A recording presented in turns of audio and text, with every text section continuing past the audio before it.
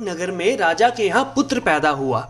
इसी खुशी में उसने नगर में घोषणा करवाई कि एक दिन के लिए राज दरबार को खोल दिया जाएगा और उस नगर की जनता को जो चाहिए, जिस चीज पर भी हाथ लगा दिया जाएगा वो उसकी हो जाएगी। ये जैसे ही नगर के लोगों को इस बात का पता लगा तो वहां खुशी की लहर दौड़ गई। सब अपने अपने मन में ख्याल बनाने लगे कि वो किस चीज को छुएंगे। किसी ने कहा कि वो सोने के कलश को हाथ लगाएंगे, तो किसी को घोड़े पसंद थे तो उसने कहा कि मैं घोड़ों को छूऊंगा।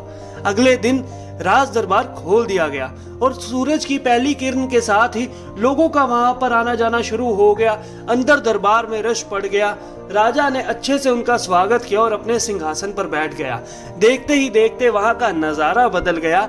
लोग अपनी चीजों की तरफ भागते हुए जा रहे थे कि उनसे पहले उनकी पसंदीदा चीज को कोई और ना छू ले। इसी भागम दौड़ को देखकर राजा जहां अपने सिंहासन पर बैठा खुश हो रहा था, वहीं उसने ध्यान दिया कि एक बच्चा उसकी तरफ बढ़ता आ रहा है।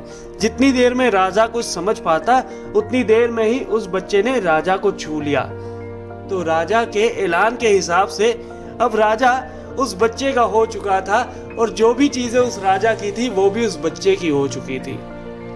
इससे दोस्तों हमें ये सीख मिलती है कि हम रोजाना भगवान से कुछ ना कुछ मांगते हैं। हे भगवान, हमें शानो शौकत दे दे, हमें गाड़ियां दे दे, हमें पैसा दे दे, हम अच्छी जिंदगी जीना चाहते हैं। लेकिन हम भगवान को कभी नहीं पाना चाहते, बल्कि उसकी बनाई चीजें पाना चाहते हैं। अरे मूर्ख लोगों, अगर हमने भगवान को ही पा लिया तो उसकी चीजें ऑटोमेटिकली हमारी हो जाएंगी। तो क्यों ना हम चीजों को मांगने की बजाय उस भगवान को मांगे कि ये भगवान तू हमारे पास आ।